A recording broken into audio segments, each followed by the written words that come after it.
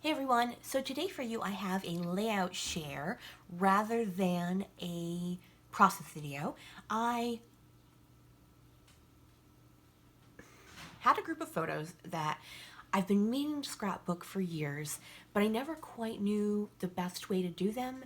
And then a friend of mine from a message board was like, hey, we're gonna do Shimelle's Perfect Collection. If anyone wants to join in, they can do it. And I was like, oh, that might work really well for these set of photos.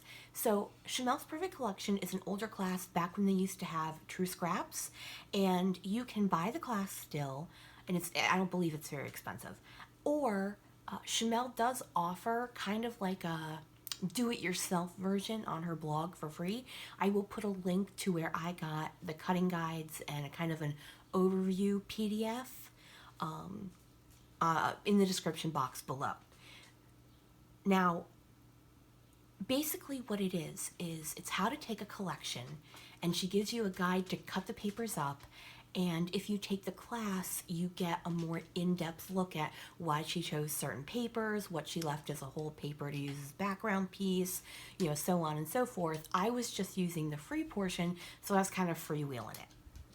So I took Amy Tangerine's sketchbook, which I had about 12 to 13 pieces of paper, and then I pulled in somewhat of a little stash kit made up of some stickers and brads and enamel dots and puffy stickers, and I had some Amy Tangerine leftovers alongside with some other things from a friend who had destashed. I had these jelly bean soup craft tags. I had some enamel dots. I don't know what, I couldn't remember the word enamel dots. And I had a few other things that I have since cleaned up, but that's basically what I was working with. A lot of this is just stuff I'm going to recycle and everything, and because I used them all.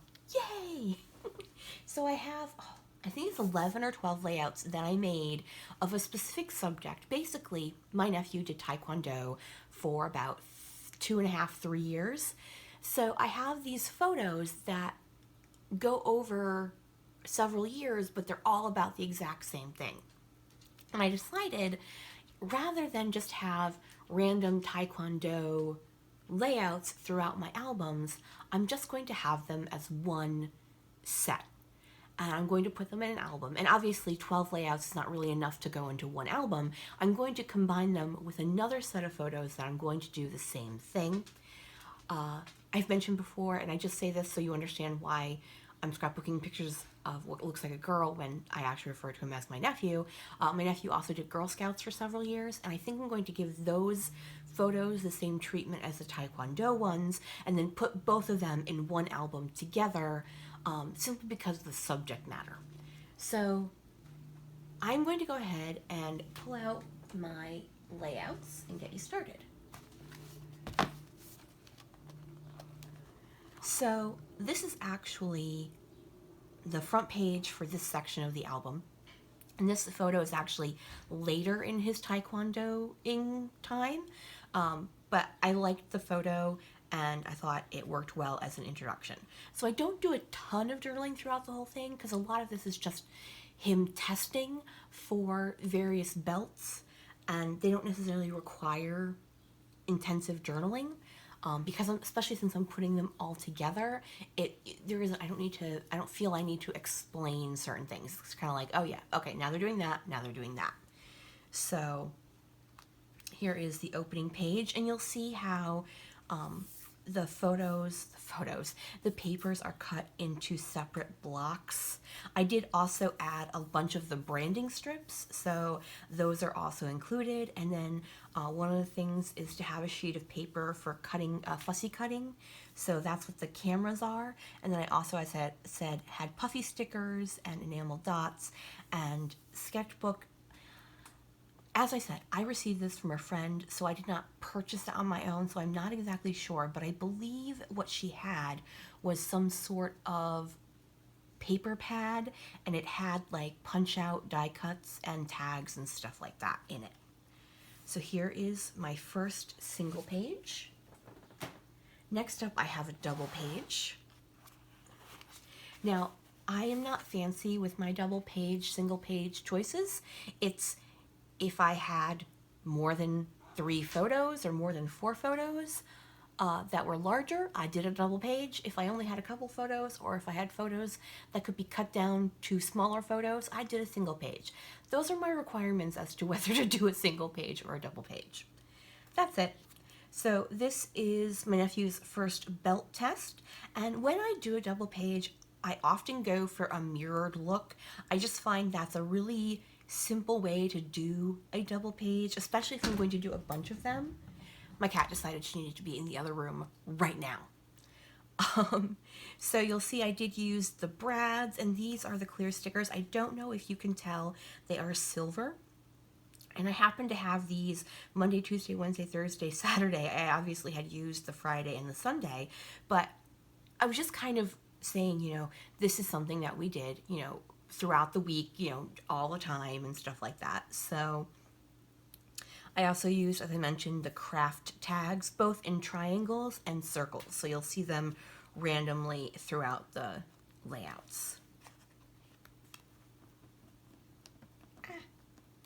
I need to pick it up. There we go.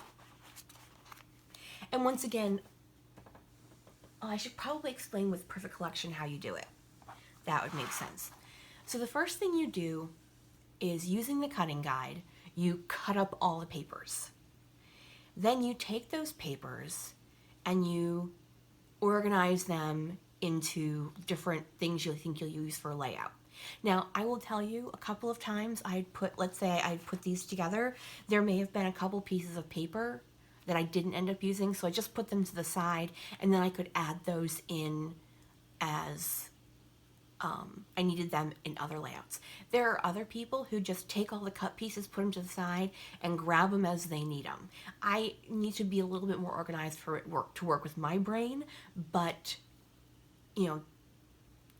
some people are not, and that works for them. And for me, it's whatever works for you the best is what you should do. Okay, so once you cut them all up and you separate them all out, or you put them in a pile, you then create base layouts. So just paper.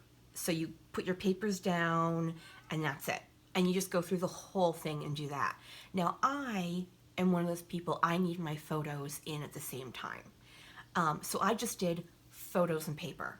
If I still have a photo of it, I'll put it up. I don't know if I do, though. Then, so you go through all of it, and you put all your photos, you put all your papers down, or you put all your photos and papers down if that's how you need to do it. Then you go back all at once and embellish everything. So I went through, put down my photos and paper, then went back and added all the embellishments, any journaling I did, all my titles afterwards. So I ended up getting, so I cut all the paper in one night in about an hour, and then I put all my base papers together. Well, that's a lie. Okay. I put 2 base papers together, but then I had to go and do something on like a Friday night, and I put the rest together on a Saturday morning, and it took me like an hour and a half, 2 hours once again. And then last night, over about 2 hours, I embellished everything. So, like, if you wanted to do it all at once, it would probably take you 6 hours or so. But it really is a very simple way, especially if you have a set of photos to do, and you want them to be similar. That's one way to do it. But mine are similar, but they don't look the same. So this is about showing off her the stank face, the "arr" type thing. Next up we have this one, and it's called Warming Up, and once again I use a branding strip, and I just layered the papers, and this one is gut. You'll see, remember from my first page, that is the gut piece of paper from that page. And here's where I used the circle craft tags and another camera cut apart. Oh, and for the titles, I used Maggie Holmes Stylist, which are an older foam gray thicker, and then a whole bunch of my October Afternoon Daily Flash alphas. That's the only alphas I used throughout the whole thing. I bought a whole bunch of these as part of a peachy cheap deal, and I was like, oh, this is the perfect time to actually use up a whole bunch of them because I've had them sitting in my stash and I really like them, but they're not my go-to, so I thought for this process I will make them my go-to. All right, next up we have a double page. So this is one where I didn't do a mirrored layout. I have a big block here of like kind of a watercolor sketchy paper, and then I have the sketchy border paper over here, but then over here I have smaller strips of this fantastical, I mean obviously non-realistic floral piece of paper, and so I just liked the way everything went together, and I do have a base of craft cardstock. Now here's one where I was kind of pleased with myself. I used the color green for green and then a striped piece. This is also October Afternoon Daily Flash for the word stripe, and I was like, haha, I'm so funny.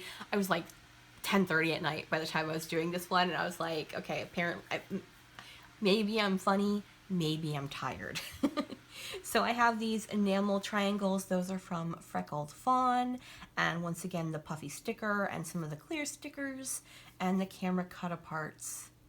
I like the way this one turned out.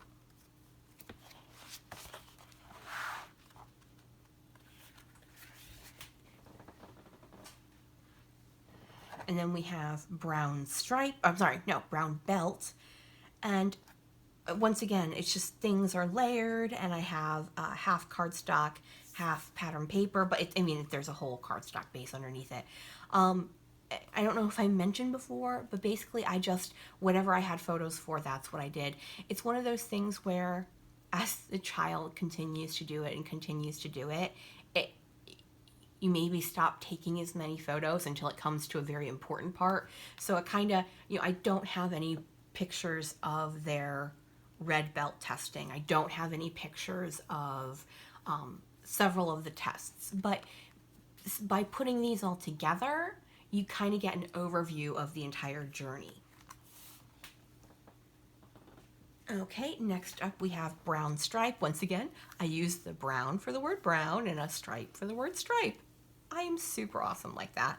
I also had grabbed some cut and paste, My Mind's Eye cut and paste brads, and I used those throughout as well, and I actually used up an entire package. Yay! Another one of my peachy cheap buys where I got like 4 packages. I think I still have like 2 packages left. So I did a large chunk, and now both my cat and my dog needed to be in the other room quite quickly. Oy vey. I used quite a large chunk of this pink piece of paper, and that was the reason I chose Amy Tangerine's sketchbook, because it is so colorful, and the majority of these photos are black and white. The only color in them comes from the floor mats, which, obviously you don't want to be the focal point of my photos. So if I had gone with a more neutral palette, what would have stood out would be the colorful mats, because our eyes are drawn to color. By using a really colorful pattern paper set, the floors kind of meld into the background, and it's the black and white that pops from the photos. So once again here I have the enamel dots, I've got the cut aparts, I've got some of the tags that came in the kit. Or not the kit, but the paper pad, I'm assuming. Next up we have black stripe. And I was very happy to have this photo. So how the Taekwondo studio went was you went as often as you could. They preferred for you to at least go twice a week. And then when they felt you were ready to test, you would take a test. And so, as you go, the attendance ebbs and flows. Like during the summer, maybe you go on vacation, so you don't go for a couple of weeks, or, it's the end of the school year and you're too busy with other stuff to go, so you don't, maybe instead of testing every 3 to 4 months, you're pushed to 5 or 6. But these 4, so this is my nephew and then 3 of the friends, and that's his sister. They basically started at the same time, and they ended up, that was their group. Like sometimes another kid would come in, or for a couple of months, and they'd be in the same time, or stuff like that. So, but this was kind of their core group that started around the same time and got their black belt at the same time. So I was happy to have this photo of them. So once again, the jelly bean soup tags and the enamel dots and the puffy sticker. So we're almost done, second to last.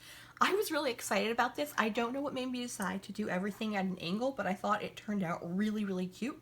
This is the black belt test. It is very hard. They have to memorize 100 different moves and kicks and jumps and all sorts of things. So this is kind of just the process of the test. It's the last test of the night, so like there's testing like all day. So this is the most intensive one, especially for the children, obviously. And so I just thought it turned out really nice.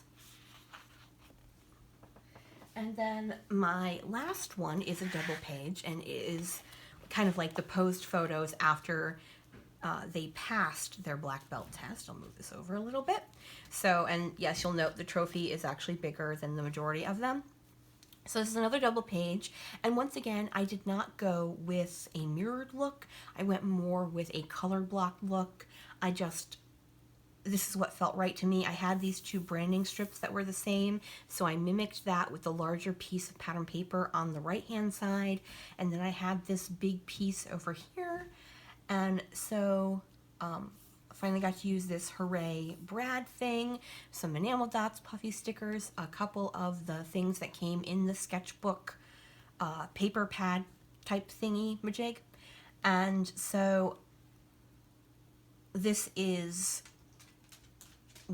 so here's what I'm talking about. Like, so here are the 4 of the original, and then this kid also got his black belt, and he would kind of come in and go out, but he went a lot faster because he was older, so it's easier for him to do the moves and everything like that.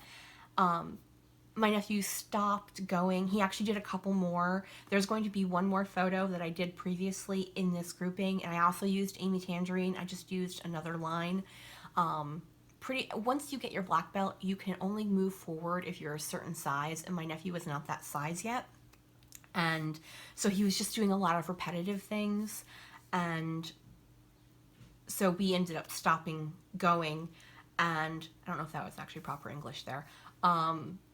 And then when he was big enough to do it, he just didn't really have an interest in it anymore. He did it more just, for fun, and if he went back, it would be more serious, and it wasn't something that was his jam at the time. Anyway, so here's my last layout. If you have any questions, just leave a comment. If you could flick me a thumbs up, that would be super awesome. And I will put in the description box a link to where I found the cutting guide for free. All right, folks, thanks so much for watching. Bye.